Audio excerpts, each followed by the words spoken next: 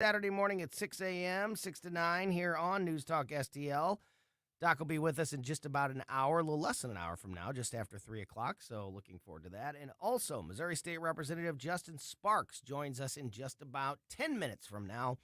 And there is a lot going on locally with the situation in St. Charles County and, and that issue of refugees being sent to our area by the federal government, by good old Joe Biden, is not just because it was voted on and the controversy has been surrounding St. Charles County this week because of that vote in the county council there. It's not a St. Charles County issue. It's an all over the St. Louis area. In fact, it's an all over the state of Missouri and Metro East and in Illinois story and issue, because the federal government is dispersing these refugees to places that they think have the room for them.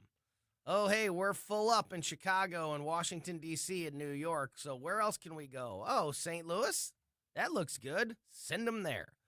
So it's by far not just a St. Charles County issue, even though that's what's been in the news here lately. So looking forward to talking to Justin about that. Also, with it being the beginning of December, tomorrow means we are now just a month away from kicking off the legislative session. And as we learned yesterday from Rodney Boyd, the legislative session in some regards has already started because pre-filing for bills has already begun. I can't believe that. Very much looking forward to seeing what those priorities for Representative Sparks are going into this new legislative session. So we will talk to him about all of those things and more. Got a big debate happening tonight. Are you going to watch the debate live? I think I'm going to watch it in passing. Yeah. That probably doesn't make me the best person for my job. No, but it does. It's fine. You're still a human. I think I'm going to watch it in passing. Yeah. I am intrigued to see how they are with one another, like Newsom and DeSantis. Yep. But I'm not watching it to see the presidential hopefuls of 2028. I think that I'm going to watch it to see what these governors, the damage or the not damage that they have done to their state, and how far does that actually go? Yeah. That's what I want to see. Christine and I have a holiday party at our house this coming weekend. So these last few days and these next couple of days have been all about like getting the house ready and preparing everything. So I've got some housework to do tonight, and I've decided that it's on them to keep my attention. That's a good. As I'm doing this work, I'm going to turn it on. Yeah. Normally I'd have like a podcast or something like that on while I'm doing something like this. That's my go-to for when I'm like cutting the grass or doing yard work or doing housework. Headphones on, podcast. I'm going to put the debate on, and it's going to be on. It's going to be on Sean and Ron and Gavin to hold my attention. Were you not surprised at Mike Ferguson yesterday saying how good of a moderator Sean Hannity actually is? I am not a Sean Hannity person. I don't really think that you are either. No, I'm not. So that surprised me that Mike said that. Mike brought up a point that I think a lot of, including myself, a lot of people forget, is that he came up, and this was Mike's point, it's a good one. Sean Hannity came up into the national news scene as part of a duo with a liberal co-host. Mm-hmm. It was Hannity and Combs. That's how Hannity got popular. That was the show on Fox News that got Sean Hannity popular and a good point. Got him into the. So for years, he had to, he had to have respectful debate and conversation with somebody who was a pretty liberal, progressive person, especially at the, in the time that they were on the air. So he couldn't just sit there and yell and scream and be all bombastic every day, every time Alan Combs said something. He had to. Yeah. For the sake of the show. Composure. Yeah, he had to have, some sensible conversations. So I think Mike is right. I think with that background that Sean Hannity has if he draws upon it. Now, if Hannity wants to be the Trumper, bomb thrower, Mm-hmm. Version of Sean Hannity, then yeah, then it could get real crazy. But I think Mike's right. I think that Sean, we're going to see more of the Hannity and Combs Sean Hannity, where he will be more measured and neutral, and we'll see when that will get put to the test is when, because this will happen. There will be a question tonight, probably multiple times this will happen. But there will be a question tonight that Gavin Newsom gives an answer to that is just ridiculous. Mm-hmm. Is either a bold-faced lie or is just completely misconstruing or not answering the question. When that happens, Sean Hannity's reaction, that'll be the telltale moment. The first time that happens, how Hannity handles it. If he just starts going, Governor, that's an absolute lie, and you know it, or Governor, blah, blah, blah, cuts him off and starts, correcting him and yelling at him, or if he lets him finish and maybe lets Ron DeSantis handle the rebuttal and all of that. So we'll see. But because that would, again, that's going to happen. Absolutely. There's going to be a question that Gavin Newsom, and probably Ron DeSantis too, but for sure Gavin Newsom is going to just give a total BS answer to. Yeah. And we'll see how, it's okay to call him out and hold him accountable and make him explain his BS answer. But how the fashion that he does that in, that'll be a telltale moment on how the rest of the debate is going to go with as far as Sean Hannity's performance. I really, really hope they invited people from their states to either do a video question or to do a question live in the audience. I really want that. There is no audience. Oh. There is no audience. I know, isn't that So weird? maybe a video question. I hope so. I hope there are people that are able to ask questions. I think that's going to have a weird role, like dynamic on tonight also. Because there's not going to be an audience. I mean, isn't that part of the exhilaration of the forum? In the studio. I mean, but isn't a debate you feed off of the energy? No, I agree. We're used to seeing debates. I mean, even in 2020, at the height of COVID, the debates there were people in the room. Those debates. I don't get that. Yeah. I don't know if that's gonna having a silent room. Well, I think awkward. that Hannity booked this. Like if we booked a debate on our show, I mean, it would just be here in the studio. Yeah. There wouldn't be an audience. Yeah. If we got two people together that were running in a local race to go against each other and invited them to be on at the same time, they'd be in here in the studio with us, but that'd be it. Yeah. There's going to be a huge audience watching and listening, but there's not going to be any audience live in the room. Guess we'll see. Yeah. Unless they've changed that, which I don't believe they have. The last I saw it's going to be an in-studio, no audience debate tonight. Quick update on what's happening in Israel. John Kirby says the United States is working by the hour to extend the ceasefire. White House National Security spokesperson John Kirby said earlier today that the U.S. is working by the hour to extend the Israel-Hamas ceasefire. Quote, we're going to continue our efforts with Israel, with Qatar, obviously with Egypt, to support and extend this pause as much as we can and to help secure the release of all the hostages held by Hamas terrorists. This was during the White House briefing just a couple hours ago. He went on to say, quote, I know one of the first questions I'm going to get is what are the chances of an extension? And I just can't tell you that right now, except to tell you that we're working at it literally by the hour to see if we can get this 7th day turned into an 8th and 9th and 10th and beyond. Okay. Continuing, quote, but all I can do is tell you where we are right now, and we're glad that we got a 7th day out of this. The IDF, the Israeli Defense Forces, have noted that at least at the time that I came out here, 2 hostages had made their way back. I don't know if there will be more. We certainly hope there will be more. So John Kirby clearly stating the position of the White House, and that is they are fully attempting, fully supportive of, fully negotiating for the ceasefire to continue and not continue temporarily. As he said, it's been 7 days now, and he said, we're working on an 8th, 9th, 10th, and more. So that is, I think, telling and kind of showing the hand of where the White House is. And is the continued ceasefire only to get every single hostage out? Well, that's what they're saying. Or is it, because I can't fathom after that is done, let's say that is the goal, after that's done, what's next?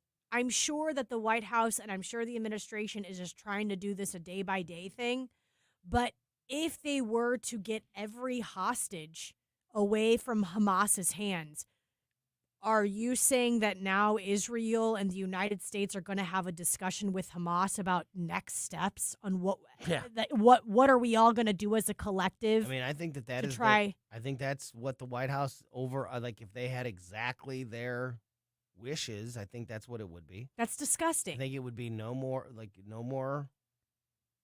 Hey, war. Ceasefire is complete. don't take any more people now. Yeah, don't take any more people and don't. Come on. Yeah, don't no more river to the sea stuff now. Don't be guys. killing Come on. babies now. Yeah, don't be doing that stuff. I think, and I get trying to get the hostages out. We all get trying to rescue the hostages. Right. That part is not in question. My question is, okay, we're extending this ceasefire to 10 days, 11 days, 12 days. Okay, by day 12, let's say we got the hostages. What now? Does Hamas take more hostages, as you pointed out at the beginning of this week? Yeah. Are they going to take more grandmothers, more grandfathers, more aunts and uncles, hold them up for ransom, let's say, and just for an extended period of time? We don't even know. The ceasefire will happen. Israel doesn't know what's going to happen. The IDF is vulnerable.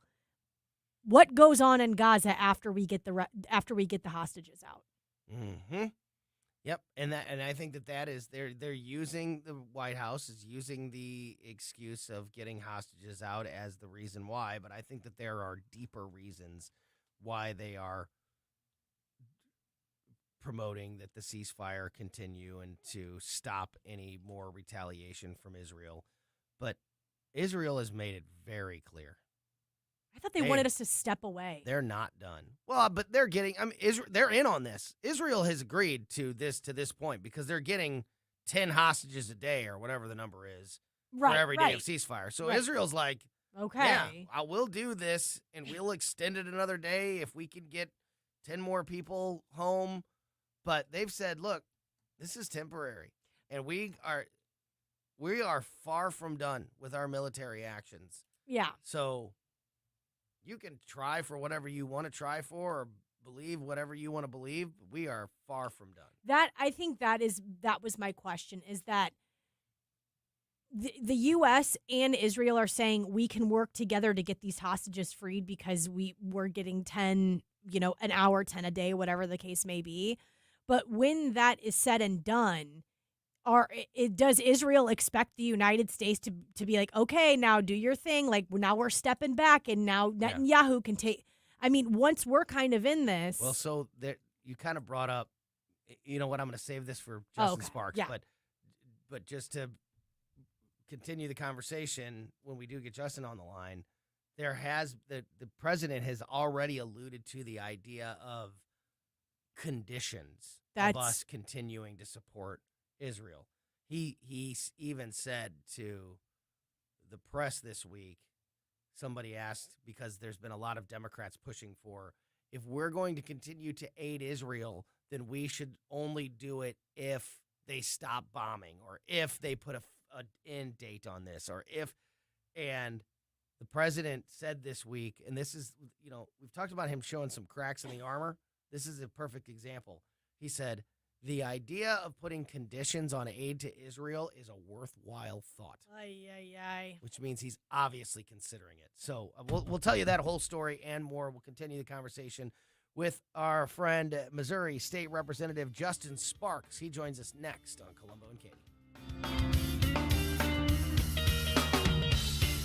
Sitting at the edge of the bed, 1 million thoughts as I reflect. Tease me just a little, I'm not hard to persuade. Fully aware for this that I might pay. St. Louis's new choice for conservative talk. Thank you for the opportunity to let me vent here. Live and local. Way to be, guys. 1019 all the way. This is News Talk STL. I am home. Damn right, you're home 1019 all the way. And you know what? If you need to raise big money fast, damn right, the way to do that is with a TJ's Pizza fundraiser. TJ's Pizza fundraising in St. Louis for 40 years. Unbelievable. Celebrating their 40th anniversary of being the number one fundraising company in the area. And it is for the exact reason that we talked about last week. We didn't do our family Thanksgiving until Friday night. So on Thanksgiving night, which has become a little bit of a tradition because this is kind of our family schedule every year, we had TJ's Pizza at the Colombo house. That was our Thanksgiving feast, and it was awesome. The kids love it. We love it. And it's the products. It's the TJ's pizzas and the cookies and the cookie dough and the pies and everything else that make for such a great fundraising success story for your church, your school, your kids' sports team or dance club or gymnastics team or whatever it may be that you need to raise big money for. It's the products that sets TJ's Pizza apart from the rest. You put that on top of their great customer service and their huge profit margins, and you quickly realize why they have been the number one fundraising company in St. Louis for 40 years running.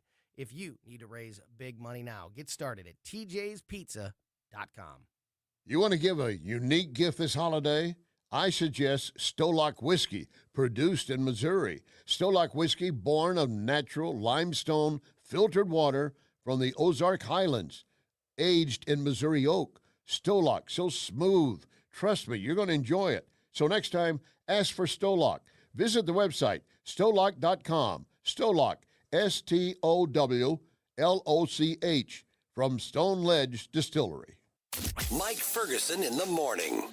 The numbers and the percentages of college freshmen and sophomores who now identify as something other than what they actually are is staggering because we have been promoting it. We have been instigating this dysphoria. We have been instigating this evil. Most of that has come from two places, education and popular. Yeah, this is all spiritual warfare that's going on.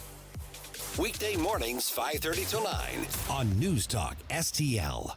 Hi, this is Chad with Clayman Group, KLAMEN Group.com. We've been buying a lot of houses lately with foundation problems. St. Louis is notorious for having issues with people's basements, whether it's settlement, water coming in, cracks, or mold from previous water being there. We buy houses in all of those types of conditions. So if you have basement problems or you're thinking about getting it fixed, please reach out. We can simplify your real estate situation and make you an as-is cash offer. KLAMEN Group.com. The White House Report, brought to you by Gutter Pros. Water goes where we tell it. Call 314-656-7195 or visit them at gutterpros.com.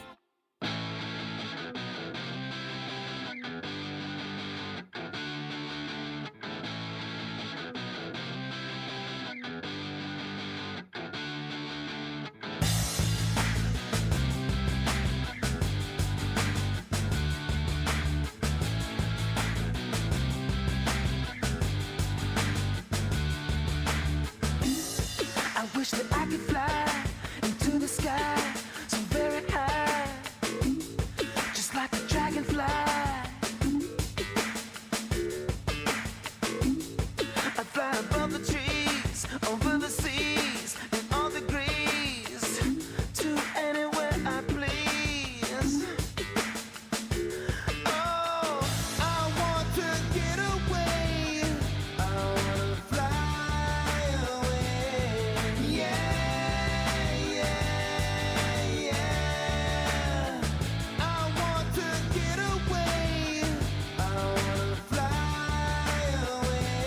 welcome back to Colombo and Katie on 119 and 94.1 News Talk STL.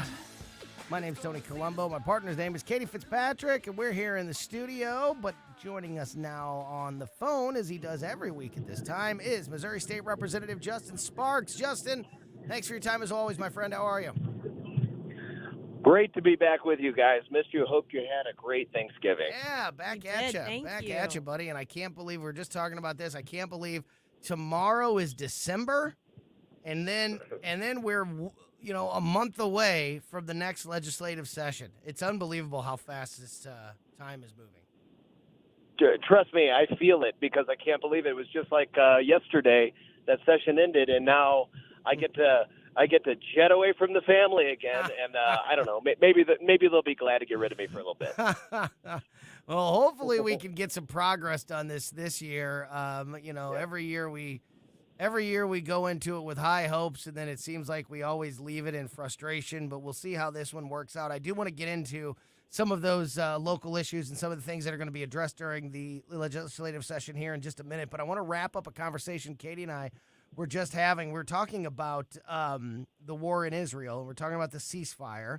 And I was just talking about how John Kirby was on, he was part of the press briefing earlier today, the White House press briefing, and he said that they are working by the hour to extend the ceasefire. I think, giving showing the hand of the White House on, they're using the release of hostages is the reason why they want to continue the ceasefire. But he said, we want this ceasefire not to continue just another day or two. We want it to continue going forward. So, obviously that is not something Israel has ever, Israel's made it very clear that this is a temporary ceasefire. They're negotiating with the terrorists right now to get their hostages back, but they're nowhere near done attacking the group of people that are trying to wipe them off the planet Earth. And then, and then the next part of the story is, and this is where I wanted to pick it up with you, Democrats have been more and more vocal recently about United States, about our support of Israel and us sending them resources. And this week, the President of the United States told a group of reporters that were asking about this that the idea of putting conditions on Israeli aid is a worthwhile thought. Now, the White House has tried to clean that mess up and said we are in no way going to put any conditions on any support to Israel. But obviously, we know what many Democrats think. We know what the White House is working towards right now with this ceasefire, and now we also know that the president at least believes that the idea of putting conditions on Israeli support is worthwhile. I don't like any of it, Justin. What are your thoughts? So you hit on something so important, guys. This is the topic to talk about because our country's about to make a grave mistake, maybe one of the biggest mistakes of our lifetime. And the reason is, so we know the culture, the wars that we've been fighting, the culture wars, but you've also seen the rot within our public institutions, like, for example, our universities. So you see these university professors, you see the marches on campus and in what used to be considered our elite universities, right? And what do you see? You see pro-Hamas. You saw TikTok, and you see our young generation on TikTok and social media. And what do you see there? You see support for Hamas. This is not support for Palestinian refugees, guys. This is support for violent, murderous jihadis, people that cut the heads off of children. You have to keep saying it over and over and over again. And you have to say it until the truth it finally breaks through. Because what the Biden administration is signaling is that behind closed doors, certainly, and now out in the open, that this support for Israel is conditional, and you know it is. You can't trust anything that comes out of this administration. Our support for Israel is unwavering. And then, on the other hand, right, behind the scenes, they're working against Israel, working for a ceasefire. Let me be clear. A ceasefire benefits no one except for the terrorists. And the only reason that we would even engage or even consider something like this is for the precious lives of children and innocent civilians that are being tortured right now in Gaza. And so we have a balancing act, but let me tell you, no one can be more clear than this, every moment, every minute, and every hour that the ceasefire continues strengthens Hamas. It enables them to resupply, resituate, and gain the tactical advantage. They were on the ropes, guys. The only reason they released any hostages were because they were about to be annihilated from the face of the earth forever. Mm-hmm. And that's why they did it. And don't ever forget it. And so Israel will push through, and I hope and pray they don't falter, because I will tell you, if they're thinking that they're going to have to rely on the Biden administration, they're wrong. Justin, we did not get a chance to speak with you about this last week because of Thanksgiving, but I wanted to get your thoughts about that TikTok trend that was going around about people reading Osama bin Laden's letter. And they were validating Osama bin Laden, validating his letter about killing Americans, killing the Jewish people. I wanted to get your thoughts on what kind of world we're living in when young people are starting to think of Osama bin Laden as an actual leader that was, with his thought process and ideologies, was okay. Well, guys, how many times have we talked about our educational system on this program? How many times have we talked about our schools? And how many times have we said the education that we received is not the education that our children are receiving, and we'd better wake up quickly and fix it? Because what you're seeing is a lack of overall education. Our children don't know anything. But you go to kids on the street, college students, guys, don't know what happened on 9/11. Think about it. Think about and I'm sure you've seen the viral videos where you go up and ask college students on college campuses who Al Qaeda is, who is responsible for 9/11. They don't know. They genuinely don't know. But if you ask them about the male patriarchy or white privilege, they'll talk to you for an hour. Do you understand that that's what they're being taught? They're not being taught history. They're not being taught reality, and they certainly aren't being taught truth and discern it. They're being taught ideology. You're so right. Yep. And you're so right. And it's so important that your voice is heard, that our voices are heard, that all the, that people realize what is happening in these college campuses, on these college campuses, in high schools, and, what our kids are learning and what they're talking about. And so we can get involved, and hopefully more and more people are. It's such an important point. It looks like there's going to be a briefing at the Pentagon here in just a few minutes. It looks like Anthony Blinken is going to give an update. So when that happens, we will go live to the Capitol and bring you that. We are speaking to Missouri State Representative Justin Sparks. And Justin, let's switch gears and switch to some local issues. Obviously, as we mentioned, the new legislative session is right around the corner, and I think one of the biggest issues that you guys are going to be addressing is what we have seen in the local headlines here recently, specifically in St. Charles County, where there was a vote, a city council or a county council vote this week to try to stop the federal policy of sending immigrants, refugees to our area because they don't have anywhere else to go. And so, the sanctuary cities like Chicago and New York and Washington, D.C. are getting filled up, and they're like, well, where can we go next? Let's send them to the St. Louis area. And so it's going to be a big problem, I think, for people in our area and across the state of Missouri. What are your thoughts on how big of an issue that's going to be, and whether or not you guys are going to be able to, do something about it in this legislative session? Yeah, thank you for the question, and it's a good topic to talk about, because we want to clarify specifically when you're talking about Palestinian refugees. Number one, there's a reason why all the countries around the area of Gaza are refusing any Palestinian refugees. And we're talking about Jordan, we're talking about Egypt, and you have to ask yourself why. You have to ask yourself why these Muslim majority countries are refusing zero, okay? And the reason is because primarily a vetting process. They know many of the people inside Gaza who would be purporting to be refugees, innocent refugees, are not. And you have to have a robust vetting process in order to ensure that terrorists don't come into your country, correct?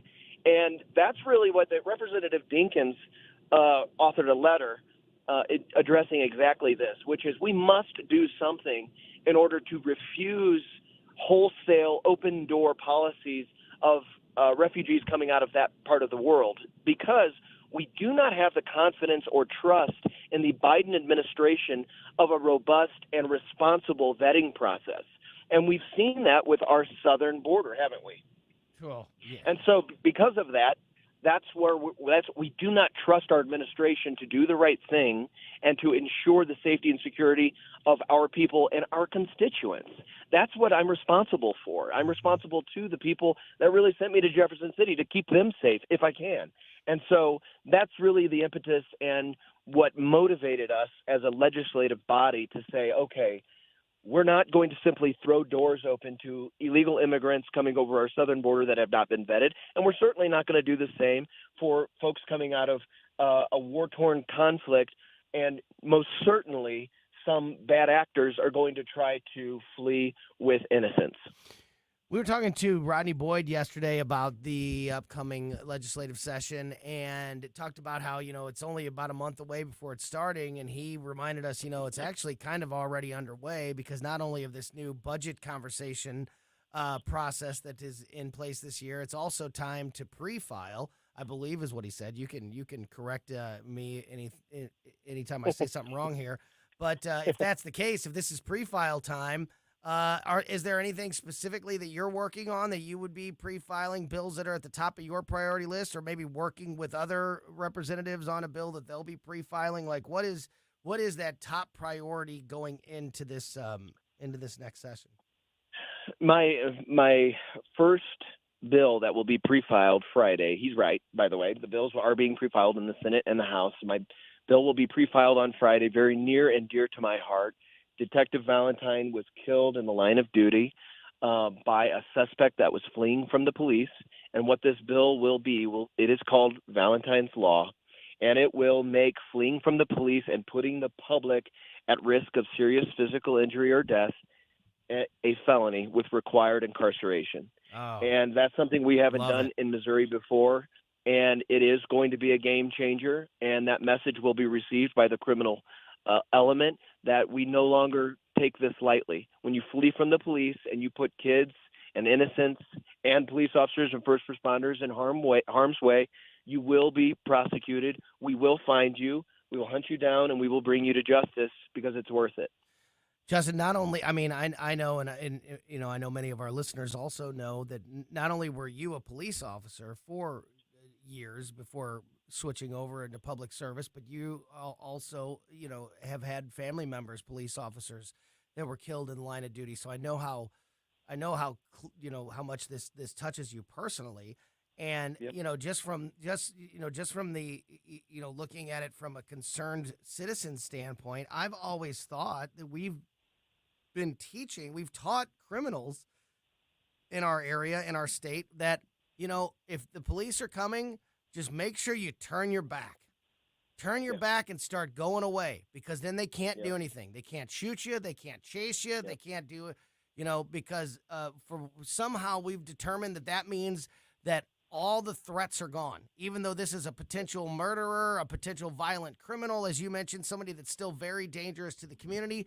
Somehow we came up with this idea that, well, if they're walking away, if they're leaving the scene, then they're no longer a threat. So am I right that has been the way it's the message that's been sent to this point, and hopefully your bill will be what corrects that situation? Yeah, unfortunately, that we engaged in our community into a social contract for years now that the police were no longer going to chase suspects for what would be considered minor offenses, right? So traffic offenses. And then that slowly grew from traffic offenses to, burglaries. Okay. And then burglaries, was anybody actually hurt in a robbery, right? Oh, it was just a purse snatching, okay? Oh. So that's what this social contract became. It became this, okay, the police, these standards of the police, these general orders are going to be that we're not going to chase the criminal element for these things because we don't want them to flee and then crash into innocence and hurt them. But what we've seen is the exact opposite. That what does the Bible say? The wicked flee when none pursueth. Okay, that scripture's on literally the National Law Enforcement Memorial in Washington, D.C., because it's true. What we've seen in real time is criminals fleeing, whether the police are behind them or not, driving 120 miles an hour when school's being let out on Jennings Station Road, running school buses off the road and driving in oncoming traffic. I've seen it with my own eyes. And what we've seen is this experiment no longer works. And when you take a firm stand against evil and wickedness and lawlessness, it makes a difference. When you no longer have a prosecuting attorney that refuses to do her job in office, instead you have a prosecuting attorney that starts issuing charges, what happens? The murder rate goes down. Shocking, right, guys? Murders have gone down in the St. Louis city and St. Louis region. Why is that? Well, because, violent criminals are being held accountable now. This is what happens. It's not rocket science. It's called behavior modification, and we have to have the will and intestinal fortitude to do it sometimes. Great stuff, as always. Justin Sparks, Missouri State Representative. Love talking to you every Thursday. Things about to really pick up, business about to really pick up for you, and can't wait to hear what you're working on the coming weeks. In the meantime, remind folks how they can keep up with you and everything you're working on. SparksForMissouri.com, Justin M. Sparks on the Twitter and the X, and Justin Sparks Facebook, Instagram. Look forward to seeing you guys again. Yeah, great stuff. Thanks so much for your time this afternoon. We'll talk to you soon, my friend. Have a great day. Goodbye. All right, great stuff there, as always, from Missouri State Representative Justin Sparks. Going to talk to Dr. Randy Tobler here in just about 20 minutes, just after 3 o'clock. We're keeping an eye on the Capitol as Secretary of State Anthony Blinken is supposed to be conducting a press conference where he is going to update the country on the situation in Israel with the ceasefire and the release of any hostages. So we will bring you that live when it does happen.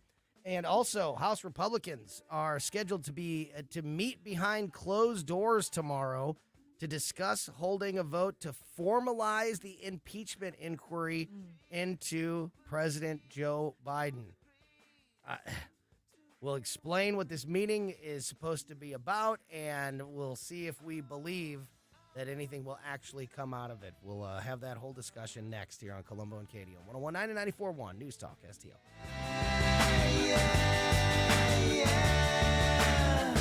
I want to get away. I want to fly away. Stream Colombo and Katie at newstalkstl.com. Follow us on Getter at News Talk STL.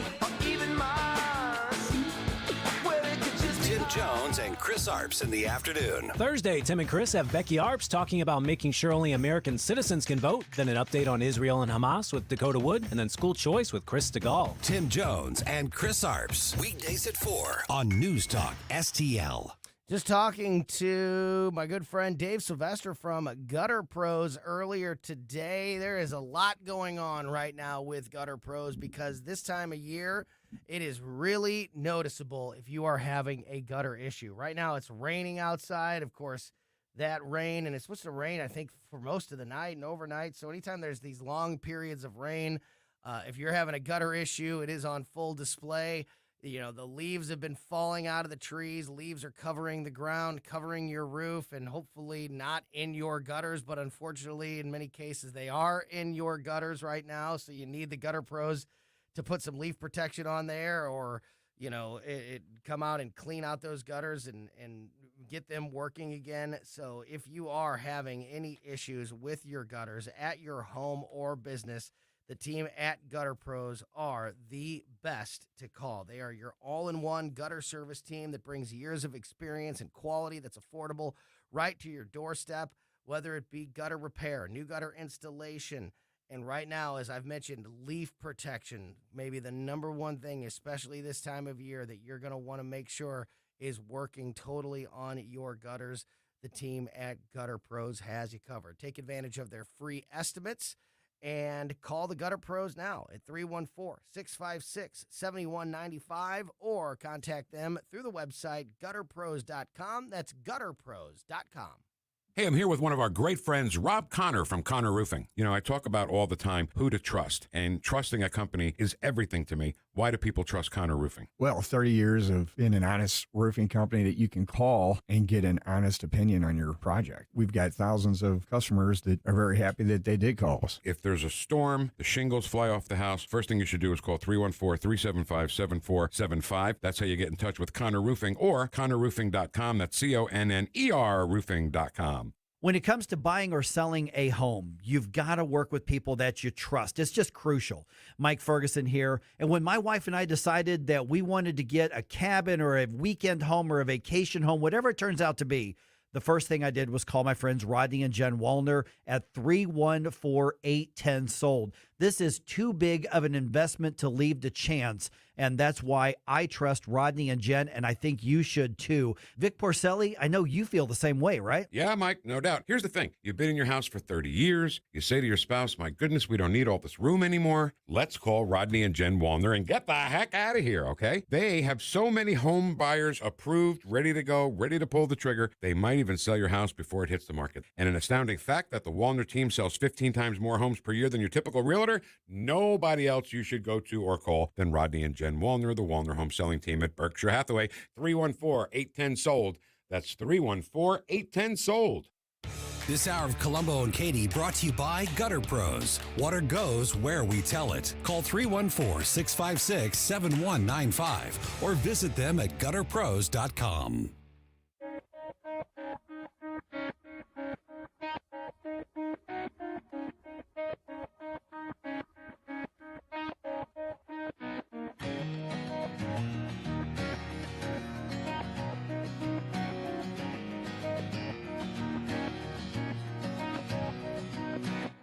Somewhere they're speaking, it's already coming. Welcome back to Colombo and Katie on 101.9 and 94.1 News Talk STL. House Republicans are going to meet behind closed doors tomorrow morning to discuss holding a vote formalizing an impeachment inquiry into President Biden. Sources familiar with the discussion said the Republican leaders are strongly considering a House-wide vote to approve an investigation into Biden. The meeting is expected to see the chairman of 3 committees probing Biden and his family make their case to the House GOP conference that a formal impeachment inquiry needs to begin. Those 3 chairmen are Oversight Chairman James Comer, Judiciary Chairman Jim Jordan, and Ways and Means Chairman Jason Smith from the state of Missouri. Former Speaker Kevin McCarthy, of course, directed the House to open an impeachment inquiry into Biden in September, but that probe has been dismissed by the White House and Democrats and the media as illegitimate because there's never been a formal vote on the matter. Republican leaders believe that holding a House-wide vote on formalizing the impeachment inquiry would make it harder for the Biden administration to resist House Republican subpoenas and requests for information, sources have explained. So if you're wondering, like, well, wait a minute, I thought there already wasn't an impeachment inquiry. Kind of, yes, but not really. So Kevin McCarthy, what he announced was an informal kind of a, we're just going to start kind of looking into it and see if there's anything there, and then maybe we'll take the next steps. So it was more of just an announcement that they're kind of looking. There's been nothing formal, there's been nothing official, and there's been no vote. And the reason there's been no vote is because, at least as of a few months ago, it was believed that a vote was not necessarily a slam dunk, that there was a very good chance that Republicans, not a vote of the entire House, just of House Republicans, would not be in favor of a formal impeachment inquiry. It looks like Anthony Blinken might be starting to, is that him? Yep. Okay. Yep. So this is actually not in the Capitol. This is actually in Israel. Secretary of State Anthony Blinken is updating the country and the world on the situation in the Middle East and with the hostages. So let's go live to Anthony Blinken now. Today marks the 7th day of the humanitarian pause in Gaza that the United States worked closely with Israel, Qatar, and Egypt to put in place. the seventh day that hostages have been freed and are returning home to their families. The seventh day that significantly more humanitarian assistance is getting into the people of Gaza who need it. And the seventh day that civilians in Gaza have been able to move to safer areas. I've come again here today to advance a number of goals. Our immediate focus is working with our partners to extend the pause so that we can continue to get more hostages out of Gaza and more assistance in. We share the elation, the relief of the families from more than a dozen countries, including the United States, who've been reunited with their loved ones. And yet, there are scores of family here in Israel, the United States, and around the world whose loved ones continue to be held captive and who are desperate to get them home safely. We will not stop working until we get every hostage back home with their families and loved ones. At the same time, we continue to surge humanitarian assistance to Palestinian civilians in Gaza. Together with the UN, our partners in the region, we have significantly increased the flow of food, water, medicine, fuel to power desalination plants, hospitals, and other critical infrastructure. Just over the past week, the mechanisms that we helped to negotiate and implement have more than doubled the number of trucks getting into Gaza. But this is still not enough to meet the needs of its people, which is why we continue to work urgently to get more aid in and to get it in faster. Sustaining and increasing the flow of humanitarian aid, in particular fuel, restocking stores with commercial goods, these are vital to the lives and livelihoods and well-being of men, women, and children. That's especially true for the most vulnerable parts of the population: children, the elderly, pregnant women, people with disabilities. And it's even more pressing as winter sets in, bringing with it a heightened risk of infectious disease outbreaks. The government of Israel agrees with the imperative of humanitarian assistance and the need to sustain it. Prime Minister Netanyahu also made clear that Israel intends to resume its military operations against Hamas when Hamas stops releasing hostages. As we've said from the outset, Israel has the right to do everything it can to ensure that the slaughter Hamas carried out on October 7th can never be repeated. Hamas cannot remain in control of Gaza. It cannot retain the capacity to repeat that carnage. That was only underscored by this morning's appalling terrorist attack on people waiting at a bus stop in Jerusalem, which killed 3 Israeli civilians and wounded at least 6 others, including 2 American citizens. Hamas has claimed responsibility for that attack. It called its perpetrators heroic. We mourn those killed, just as we mourn the loss of every innocent civilian life, Israeli or Palestinian. But as I've also said since I first came here after October 7th, the way Israel defends itself matters. It's imperative that Israel act in accordance with international humanitarian law and the laws of war, even when confronting a terrorist group that respects neither. In my meetings today with the Prime Minister and senior Israeli officials, I made clear that before Israel resumes major military operations, it must put in place humanitarian civilian protection plans that minimize further casualties of innocent Palestinians. That means taking more effective steps to protect the lives of civilians, including by clearly and precisely designating areas and places in southern and central Gaza where they can be safe and out of the line of fire. It means avoiding further significant displacement of civilians inside of Gaza. It means avoiding damage to life-critical infrastructure, like hospitals, like power stations, like water facilities. And it means giving civilians who've been displaced to southern Gaza the choice to return to the north as soon as conditions permit. There must be no enduring internal displacement. All of this can be done in a manner that still enables Israel to achieve its objectives. Of course, we know that every one of these elements is made more complicated by the fact that Hamas intentionally embeds itself with civilians within and below hospitals, schools, apartment buildings, refugee camps. But Israel has one of the most sophisticated militaries in the world. It is capable of neutralizing the threat posed by Hamas while minimizing harm to innocent men, women, and children. And it has an obligation to do so. Ultimately, that's not just the right thing to do, it's also in Israel's security interest. The Prime Minister and members of the War Cabinet agreed with the need for this approach. We discussed the details of Israel's ongoing planning, and I underscored the imperative to the United States that the massive loss of civilian life and displacement of the scale that we saw in northern Gaza not be repeated in the south. As I told the Prime Minister, intent matters, but so does the result. At the same time, Hamas has choices too. Hamas could immediately release all of the hostages it holds. It could stop using civilians as human shields and stop using civilian infrastructure to stage and launch terrorist attacks.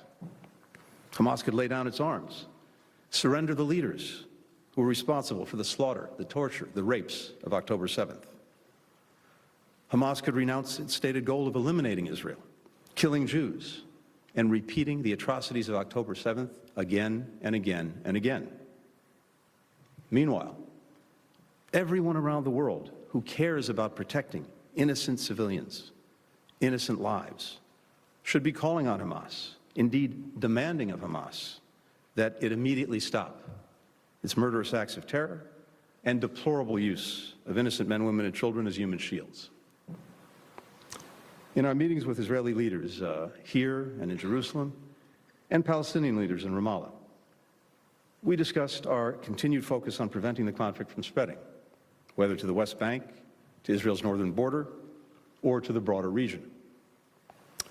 I raised our deep concerns about steps that could escalate tensions in the West Bank, including extremist settler violence and proposals from parts of the Israeli coalition government to further expand settlements. I made clear our expectations about addressing these issues.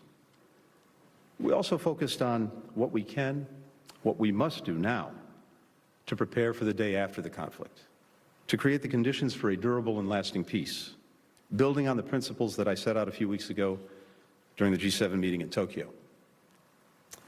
Breaking out of the cycle of violence, the cycle of conflict, ensuring Israel's enduring security, demands improving the lives of Palestinians in Gaza and the West Bank in immediate, tangible ways, and providing them with a credible path toward their legitimate aspiration for statehood. In our ongoing conversations with Israeli, Palestinian, and Arab leaders, we'll discuss practical steps to make real a just and lasting peace, and what each of us is prepared to do to help achieve it. We have no illusions this is going to be easy. We will surely have disagreements along the way, but if we're going to move forward on practical steps toward lasting peace, lasting security, we have to be willing to work through these disagreements, because the alternative, more terrorist attacks, more violence, more innocent suffering, is unacceptable. That's why the United States is here, and we're leading toward this goal. With that, happy to take some questions. The first question goes to Humaira Pamuk with Reuters. So that was Secretary of State Antony Blinken in Israel giving an update on where we're at and what the United States plan is moving forward. A lot to digest there. We are going to take that all in, and we will react to what we just heard when we talk to Dr. Randy Tobler next on Colombo and Katie on 101.9 and 94.1 News Talk STL.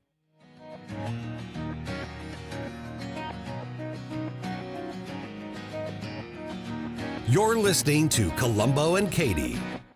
Somewhere they're speaking, it's already coming in. KLGY HD3 Clay, K270BW Belfast, KNBS Bowling Green. This is News Talk STL at 101.9, 94.1, and always streaming at newstalkstl.com. Investment advisory services offered through OWLFI LLC, a SEC registered investment advisor. Insurance and education services offered through Serenity Wealth Management. Are you or someone you know providing or managing care for a loved one today? Did you know there could be more cost-efficient solutions for funding long-term care, even those currently living in a skilled care facility today? Financial strategist and long-term care specialist Chris Cooper of Serenity Wealth Management can show you tax-efficient strategies available to help your family manage care concerns. Whether planning for the future or managing care for a loved one today, solutions exist to provide the financial peace of mind you deserve. Hi, I'm Chris Cooper, and I'd love to send you a free copy of my new book, A CPA's Guide to Tax-Free Strategies for Long-Term Care. You'll learn about strategies to empower you and your family, protect your savings, and make sure your loved ones get the quality of care they deserve. Request your free copy of Chris's book by visiting SerenityLTC.com. That's SerenityLTC.com. Southern Armory, your hometown gun store. Come and be more than just a customer. Southern Armory, we carry the best guns, holsters, knives, magazines, ammunition, and even food storage. Special orders are welcome. Southern Armory, 1 mile east of 270 and 44, 9901 Watson Road, and SouthernArmory.com. That's SouthernArmory.com. Whether you're purchasing your first firearm or adding to your collection at Southern Armory, you're more than a customer, you're part of the family. Follow Southern Armory on Facebook or at SouthernArmory.com. This hour of News Talk STL brought to you by Chris Cooper and Serenity Wealth Management. Discover little-known strategies that could be the difference between choosing the care you deserve or having someone else decide it for you. Get a free copy of Chris's book at SerenityLTC.com. Fox News commentary. Hunter Biden agrees to testify in front of House Oversight about his father's alleged involvement in his shady business dealings. Could this be the moment he throws Pop under the bus? I'm Tommy Lahren. More next. Hi, I'm Martha Stewart.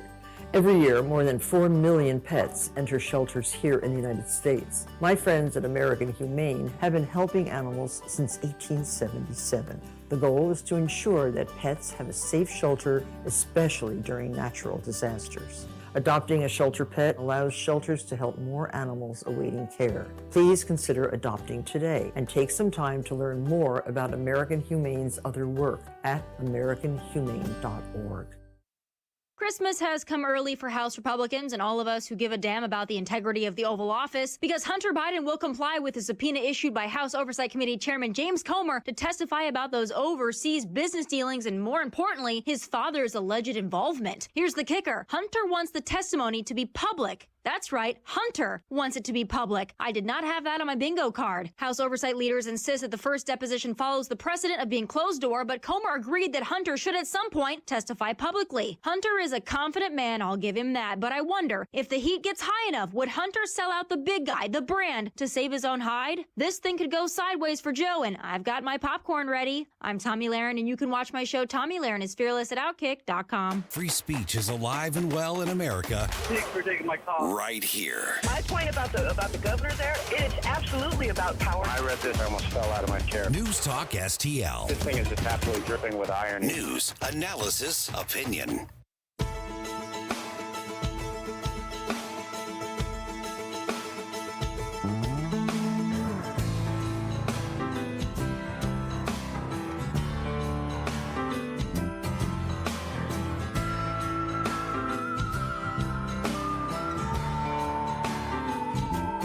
Never was a cornflake girl. Thought that was a good solution. Hanging with the raisin girls. She's gone to the other side, giving us a yo-heave-ho. Things are getting kind of gross, and I go at sleepy time. This is not really, this is not really happening. Welcome back to Colombo Katie on 101.9 and 94.1 News Talk STL. Anthony Blinken still taking questions from the press. Trying to get the full story here on what is going to be happening next, as this is breaking news regarding what is happening, the next steps here in the war in the Middle East and with Hamas and Israel. And as we start to get into this and unpack some of what we just heard from Anthony Blinken, we have Dr. Randy Tobler joining us on the line now, as he does every Thursday afternoon. And Doc, if you didn't have anything to talk about on your show this afternoon there in Columbia, I think Anthony Blinken just gave us all plenty to discuss.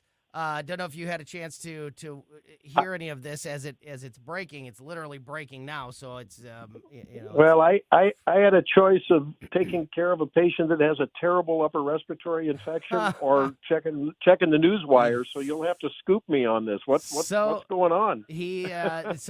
As we know, and this was also said by John Kirby earlier today, and we were reporting on this at the beginning of the show. The United States is doubling down on the idea that they are fully pressuring Israel and trying to negotiate with Israel that the ceasefire continue.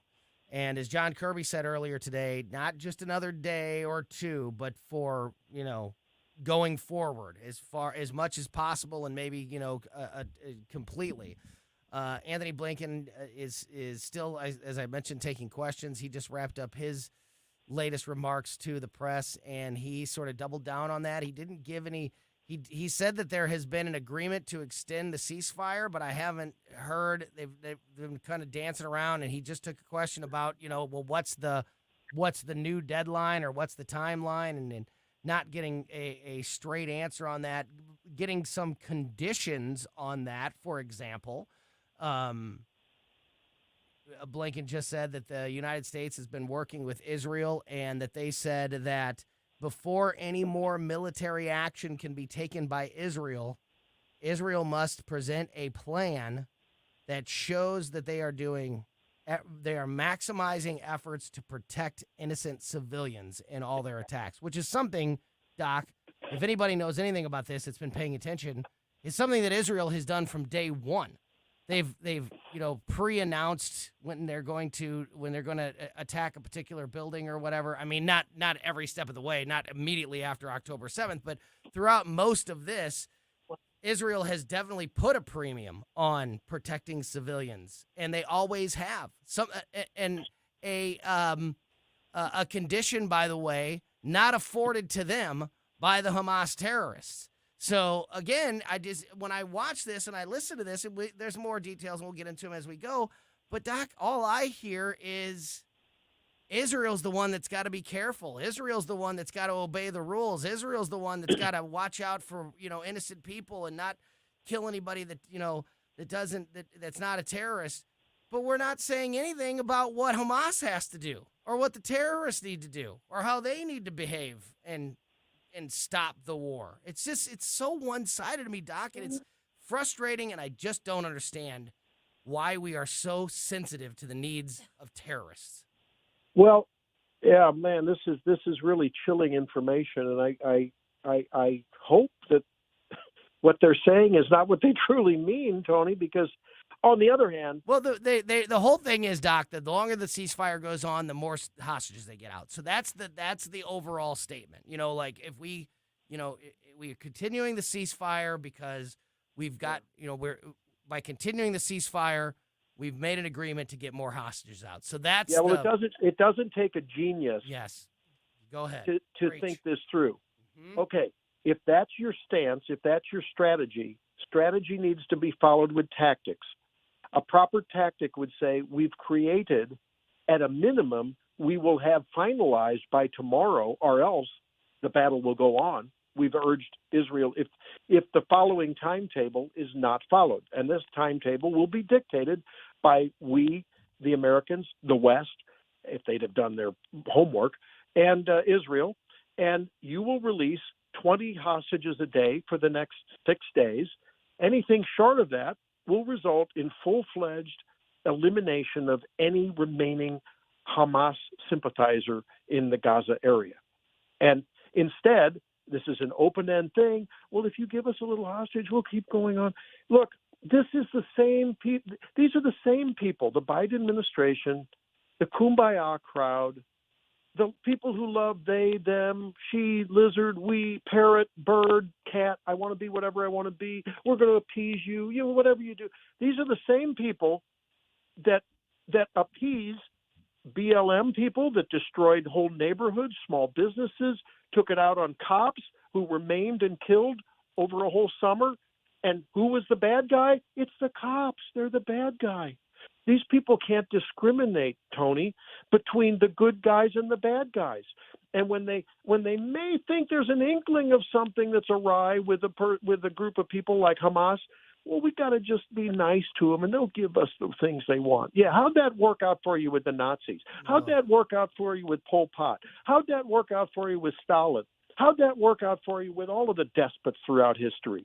Nice guys always lose last, especially delusional, irrational nice guys Spot on, Doc. that aren't so nice, by the way, like Joe Biden. So, Dr. Tobler, when we talk about these different folks that have appeased Black Lives Matter and the people that destroyed these small businesses and homes and now are seemingly appeasing Hamas and trying to make them into the good guy, aren't these the same voices of these ultra-feminist, I'm putting that in quotes, women that said believe all women, and now they seemingly don't want to believe women that are being raped and family members being killed and trafficked by Hamas terrorists and now being put into different terrorist organizations' hands? Where, I guess my question to you is, Dr. Tobler, in what you're just saying, there's also a group of feminists. Where are the believe all women feminists that made a big deal about that? Let's be honest about it. I mean, when you have to come down, when you're a professional politician, you're not a statesman like the founding fathers, where you did your work in D.C. and wherever, Philadelphia initially, and then you went home because it wasn't all about you, and it wasn't always about the imperial federal government. But since they are professional politicians, and what is their prime, secondary, tertiary objective in life, every waking minute? To get reelected. And since an increasing number of the voting bloc are young skulls full of mush who can't tell you how the country was founded, they couldn't even tell you who we fought in the Korean War, if you know what I mean. Okay, so given that, and given that these are the people that are protesting, and these are the people that are all pro-Palestinian, anti-Jew, anti-Israel, okay, you got to make a decision between, well, am I gonna worry about a few women getting raped over in the Middle East, or my own political hide here back home? And sadly, they're worried more about their political hide. That's what's going on here. So yeah, they don't really care. Look, they don't care about babies in the womb. It's okay up till the point of birth. We can take those out, right? Because that's what's politically popular in their base. And in this case, what's a few women getting raped over in the Middle East? Come on, I got an election I got to attend to. Come on, what do you mean? Doc, it really is. This is abhorrent. They ought to be. It is. I tell you, anyone who calls those people friends ought to really reconsider, because those people are just. I mean, the people that don't want to take out this abhorrent butchering Hamas group. Yes, there's going to be collateral damage. And where's someone with them cojones to stand up there and say, hey, we'll give you another 3 days. We want all the hostages out of there, because after 3 days, it all resumes.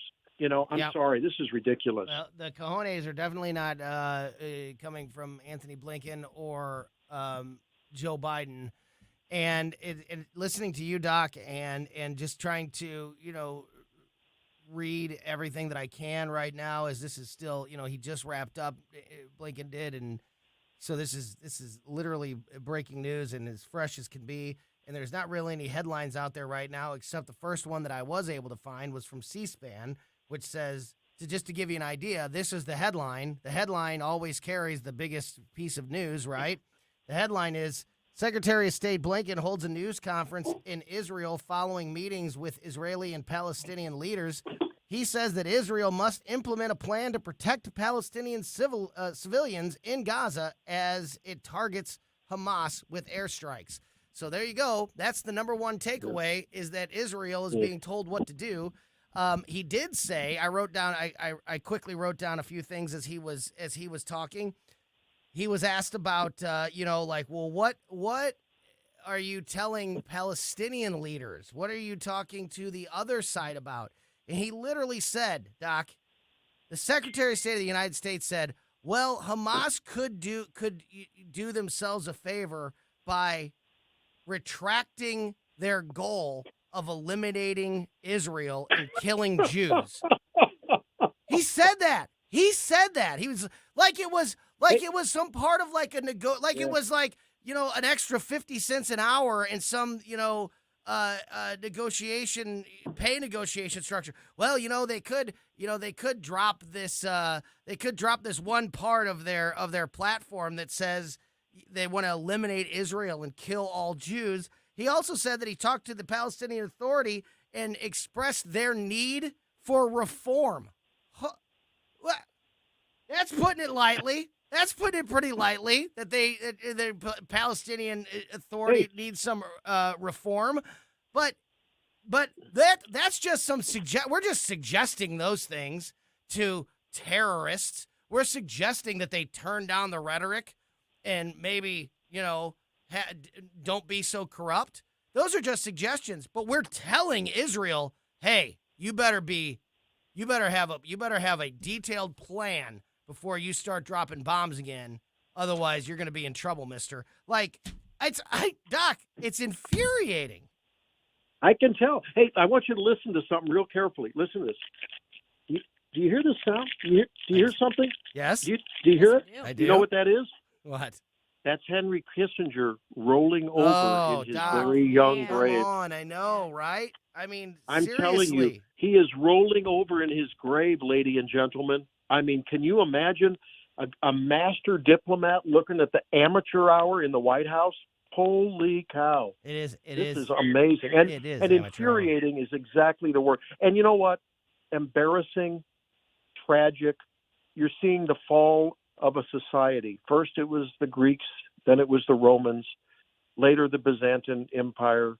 I'm afraid it might be coming our way if we don't eliminate this kind of leadership from leadership. There's an opportunity to eliminate that. Go back to the beach, Joe. Go back and drive your Corvette. Have a nice day. Tony Blinken, go back and play your rock star bands. Go do that. We don't need you in leadership anymore. Yeah, try not to hit the box of documents as you're backing the Corvette out of the garage, Joe, and then you'll be all right. Hey, last thing, which Doc. you were exonerated for, by the way. Right. No problem. No charges filed, right? Yeah, exactly. Last thing, and I do agree with you, but I do hold optimistic hope that, that opportunity to change the path that we're on is right around the corner, and hopefully something good comes from it. But we were talking about this right before Anthony Blinken started talking.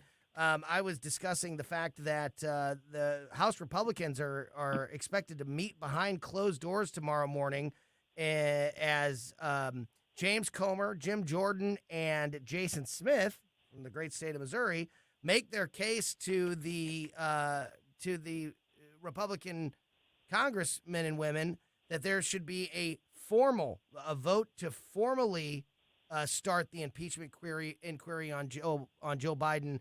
If the Republicans leave this meeting tomorrow, Doc, and there's still enough Republicans in the House that say, no, we're not going to support a formal inquiry, you get what you ask for. I just can't trust anything anymore. If they're not ready to move forward with a formal inquiry after this meeting where Jason Smith, Jim Jordan, and James Comer are going to present their cases of why we should be moving forward and making this formal. It's going to be an interesting day and something that I'm going to be watching very, very closely. What do you think? So again, let me get it clear. They're going to be meeting not to start impeachment proceedings, but to make a formal inquiry. Wow. To discuss if they will even, if they can, they're going to find out if they have the votes on the Republican side to move forward with a formal inquiry, because the inquiry to this point, the one that Kevin McCarthy started, was informal because he didn't have the votes. He knew that he didn't, even in his own party, he didn't have enough support to start a formal inquiry. Well, the chairman of those big committees, Oversight Chairman Comer, Judiciary Chairman Jim Jordan, and Ways and Means Chairman Jason Smith, they've put together the case of why it's time to move forward, and they're going to present that case behind closed doors tomorrow, and then we're going to find out if the Republican Party, at least the Republicans in Congress, think that there's enough there to move forward. And if they don't, Doc, I'm telling you what, I'm done with all of them. Yeah, well, maybe I'm right, huh? I mean, if we don't have a party, if we don't have a prominent political party in this country that can clearly tell the American people, we know the difference between right and wrong. This president, when he was vice president and after, was clearly wrong. He's not fit for leadership. We're going to investigate it and confirm that, and then we'll, move on. I mean, if we don't have people that can set the guidelines and the guardrails for what is the expected normative behavior of leadership in this country, all is lost. And I would just hope that folks are going to call their district representatives from this state and from others listening in Illinois and get on the phone and get these people on the shtick and say, make it no ifs and bones and buts about it. We're going to, Tony Colombo and Katie, you guys are going to you're going to primary these people if they don't vote for formal inquiry. How's that I'm sound? all for I nominate you. I'm- I nominate you both. Well, I'm all for it, Doc. I'm all. Katie can be the candidate. I'll be the chief of staff, and you can be the press secretary, and let's get this thing done. Doc, good. really appreciate your time as always. Of course, every Saturday morning, 6 to 9 a.m., you can hear Doc right here on the Randy Tobler Show on News Talk STL. Every afternoon at 4 o'clock, there, the Eagle in Columbia, Missouri, and, of course, every Thursday afternoon with us here on Colombo and Katie. Doc, really appreciate your time and rolling with the punches on a very busy Thursday afternoon. Yeah. We'll talk to you again soon, my friend. Enjoyed it. Yeah. Thanks so much. Thank you. See ya.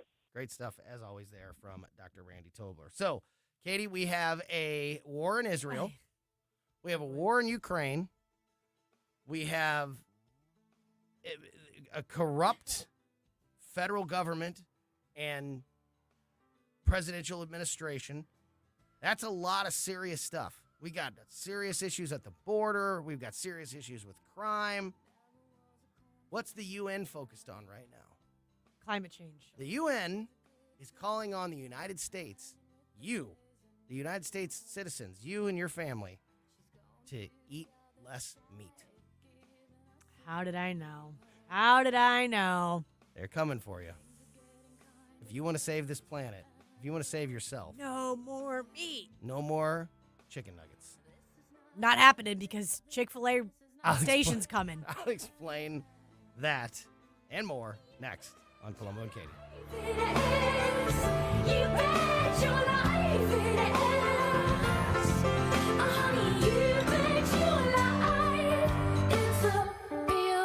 The Democrat Party is going to have to go back toward the center. News, analysis, and opinion. I've never called a talk show before, but this just irked me. 1019 and 94.1 News Talk STL.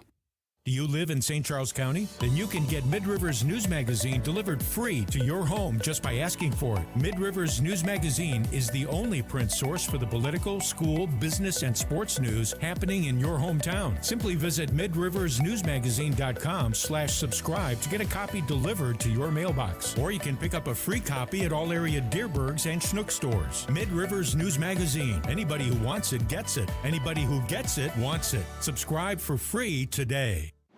This is Larry Connor's commentary on News Talk STL. President Joe Biden has a new tactic to maybe get money for Ukraine. He wants $60 billion. A lot of members of Congress say no more money for Ukraine right now. Well, now he's trying a new tactic, sending maps around to members of Congress saying, take a look at this, because if we send this money to Ukraine and buy equipment from here to go over there, you're going to have to rebuild it, and that means money for your state. Battleground states like Pennsylvania and Arizona, you're going to get billions of dollars. Keep that in mind. And even some of the other states, he said, artillery shells. Ohio, Texas, you'll be getting money. This will be American workers building the arsenal of democracy, serving the cause of freedom. He's buying votes is what he's doing. Congressman Mike Garcia, Republican of California, said, the reality is if we're going to be doing this for aerospace and defense companies to tool up, we need to be doing that not for Ukraine, but for our Department of Defense to fight against China. Well, Chuck Schumer says, I'm going to put it up for a vote this coming Monday. Thumbs up or thumbs down? Get more Larry Connors on Larry Connors USA. Tonight at 6 on News Talk STL. I want to share something special with you. I've told you how Wellington Environmental works to keep hospitals, schools, businesses safe for their patients, students, clients, employees. Wellington can do the same for you. Perfect example. A relative went to the basement, almost knocked over by the smell. A sewer line had broken. A call to Wellington, a crew was dispatched. First thing, make the home safe. Then clean up the mess. Truly clean it up. Now, I'm telling you this because I want the best for you. Wellington Environmental. Here's the number, 314-644-4930. 644 644-4930. AAA rating with the Better Business Bureau. 644-4930. Wellington Environmental. Your world. Cleaner, better, safer. Be well with Wellington. This is Christina Straight with Straight Realty reminding you why pay more than four. In 2003, we had a dream to start a real estate company that would revolutionize the real estate market. Now, 20 years later, after navigating through the many markets' ups and downs, we know exactly how to help you in this challenging time. I'm Christina Straight, owner of Straight Realty. Don't give away your hard-earned equity. Give us a call today, 314-441-4444, 314-441-all-fours. And remember, why pay more than four? Straight Realty is a licensed broker in the state of Missouri. I'm Dr. TJ, owner of the Institute of Natural Health, co-owner of Optimal Nutraceuticals, and the host of Wellness 101. Wellness 101 is designed to cut through the nonsense and provide you common sense, science-based information regarding health and wellness. On the show, we discuss topics like thyroid health, gut health, hormone optimization, and many others. Our show airs Saturdays at 10 a.m. and 2 p.m. and Sundays at 11 a.m. and 3 p.m. right here on News Talk STL. For more information, visit us at inhstl.com. That's inhstl.com. So to help you and your family and your home out for the holidays, the great cleaning pros at Zero Res are extending a fantastic offer that you can take advantage of. The November offer, which was book a cleaning in the month of November, has been extended, and now you can book your cleaning in the month of December, get your house cleaned up and looking fantastic just in time for the holidays by taking advantage of the Colombo special. 3 rooms of carpet clean starting at just $129 plus $50 off in air duct cleaning. What an awesome, incredible offer, an opportunity for you to take advantage of, and now you have the month of December to do it in as well. We just had the cleaning pros at Zero Res at our house a couple weeks ago. We've had them in and out of our house over the years many times. They are the best at cleaning any surface in your home. Carpets, of course, a big part of that, but also tile, upholstery, furniture, whatever it may be. Zero Res can save the day. Bring your home and your furniture back to life. And again, right now, if you book a cleaning in the month of December, all you have to do is mention the Colombo special, and you'll get 3 rooms of carpet clean starting at just $129. That is amazing. Plus, you can take $50 off your air duct cleaning. Just mention the Colombo special when you call 314-474-2020 or book online anytime at ZeroResSTL.com. Spell it forwards or backwards. It spells the same, Zero Res. On the next Larry Connors USA. So in the cage match between DeSantis and Newsom, the red state, blue state, which one did come out the victor? Larry Connors USA. Now weeknights 6 until 8 on News Talk STL.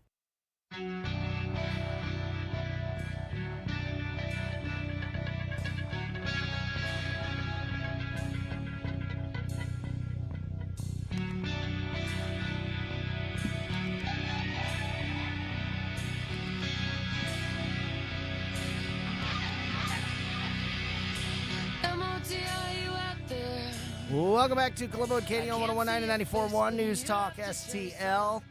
Before we move on to the UN thing, because everything's been sort of mashed up here at the end of the show because of Anthony Blinken coming out and speaking and us having to carry that live and then react to him saying that they are working towards, once again, extending the ceasefire and putting a lot of the requirements and blame on Israel and nothing on Hamas. Again, I mean, it's just unbelievable. We kind of got lost in the story that we were discussing before that, and this fact that tomorrow morning, and I think this is a huge deal, we just talked about this with Dr. Randy Tobler, House Republicans are meeting behind closed doors tomorrow to discuss holding a vote which would formalize the impeachment inquiry into President Joe Biden. So the chairman of 3 huge committees, Oversight Chairman James Comer, Judiciary Chairman Jim Jordan, and Ways and Means Chairman Jason Smith from Missouri, are going to be making their case to House Republicans tomorrow morning behind closed doors that they need to hold a vote and move forward with a formal impeachment inquiry on President Joe Biden. Now, as I was saying right before we got cut off by the Secretary of State, the inquiry that was announced by Kevin McCarthy when he was Speaker of the House in September was informal because at the time, Kevin McCarthy knew that he didn't have the votes. In the Republican Party, he didn't have enough people to vote for an official formal inquiry. If tomorrow morning after this meeting, if we find out, if the reports coming out of that meeting are Republicans are not going to move forward with this vote because they don't have enough support within their own party to move forward with a formal impeachment inquiry. It's not even moving forward with impeachment. We're just talking about a formal impeachment inquiry.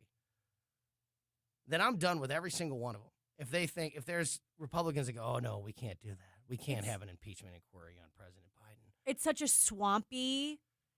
a swampy, realistic, deep state thing to start thinking about whenever you have Republicans saying we shouldn't be doing something like this. Now, I know that in that first round of people saying we shouldn't even have an inquiry of Biden, I think some of those, this is not me speaking on agreeing with them. No, I'm with you. But I think that a lot of these Republicans feel like it shouldn't be a tit for tat type of deal when it comes to the word impeachment. Yeah, which I agree. And I get that. Yeah. But this is a circumstance where this isn't a witch hunt against Joe Biden. Yeah.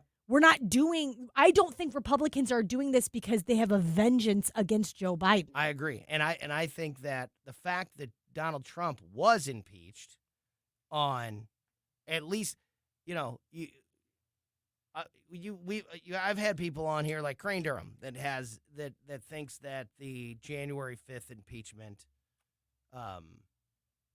January 6th impeachment, that part was maybe, I've heard people say that was a more legitimate situation. I've heard conservatives say that. I disagree, but I've heard conservatives say that. The other impeachment was absolutely ridiculous. So the fact that and nobody, I think, doubts that. So the fact that happened, that there was a totally unjustified impeachment of Donald Trump, is not the reason to impeach Joe Biden. Absolutely.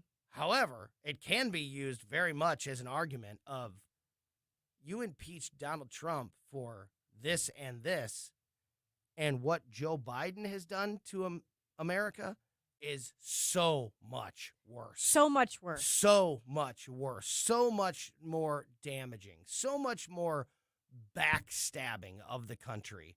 So I think you can use it in your case to be made, but as an example of if that is an impeachable offense. And this isn't. This is definitely an impeachable offense. But it's not, hey, they did it to us, so we're going to do totally. it to them. That is not. That's not the case here. And I would say, going back to the deep state thing, to me, this is as swampy as it gets. This is as breaking bread and making deals with the other side and other people in the closed doors and the smoky rooms. That, to me, is as deep state and as swampy as it gets. Amen. I'm going to be keeping a close eye on this situation. And after that meeting happens tomorrow, you better believe I'll be talking about it tomorrow afternoon. And we will see what these Republicans come up with in this meeting. And if they don't come out of that meeting agreeing to move forward with a vote and have the full support to have a successful vote to move forward with a formal impeachment, then some people need to be called out in a big way. You're getting called out in a big way. You ever go to McDonald's or Chick-fil-A or anything like that? Yeah, heck yeah, I do. Well, the UN, I love McDonald's. You're being called out by the UN. A lead United Nations agency overseeing food and agricultural policy is issuing a roadmap which will call on the West, particularly America, to dramatically reduce its meat consumption. The UN's Food and Agricultural Organization, the FAO,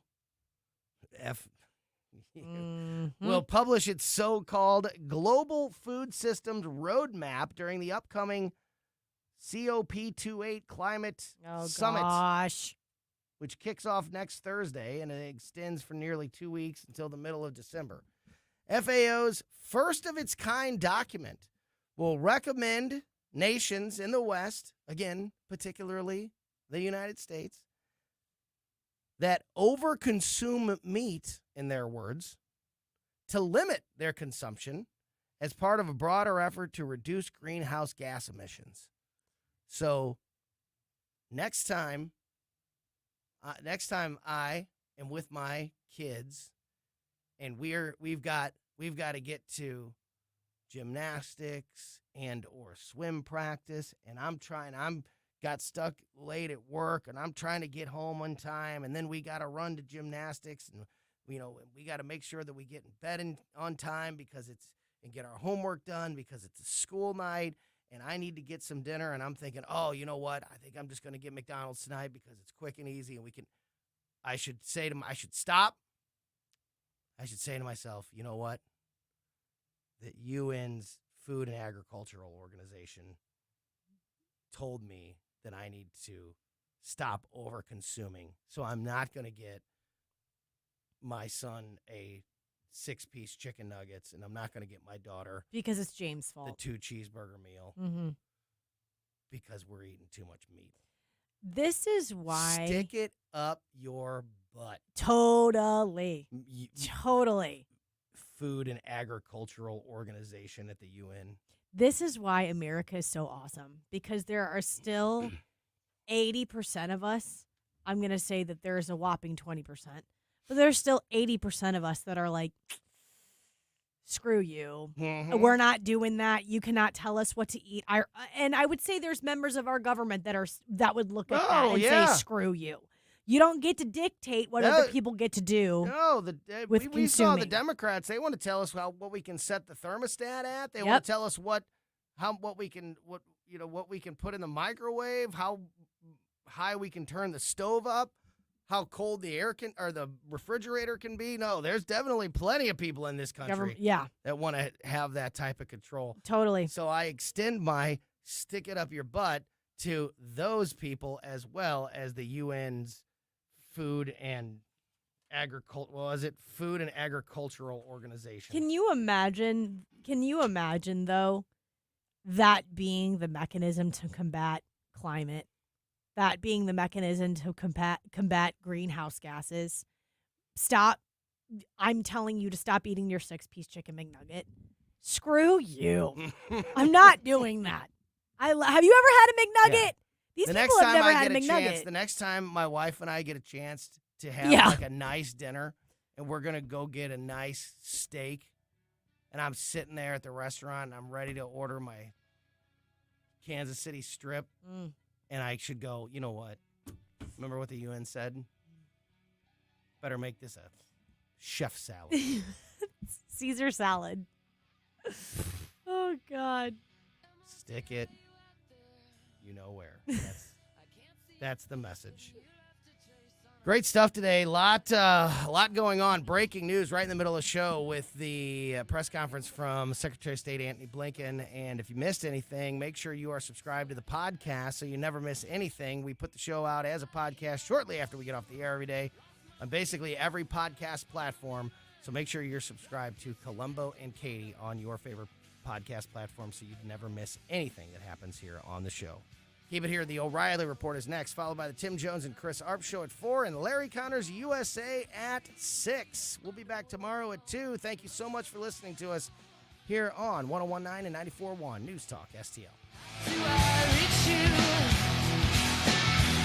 Is your retirement income at risk if you or your spouse needs nursing home or in-home care? Hi, I'm Eric Robert, Director of Investments with the ClearPath Wealth Management Group at Stifel and host of On the Money, Saturday mornings at 9 on News Talk STL 1019. The cost of long-term care is one of the biggest risks in retirement planning. For many retirees, a single nursing home stay can cause a significant reduction in assets that can permanently reduce your retirement income. Fortunately, there are affordable and flexible options available today that can help you manage the cost of long-term care. Our team can help you address the risks relevant to your retirement, including long-term care. To schedule your free retirement plan consultation, go to clearpathinvesting.com. That's clearpathinvesting.com, or call us at 636-695-2650. That's clearpathinvesting.com or 636-695-2650. Stifel Nicholas and Company Incorporated, member SIPC and NYSE.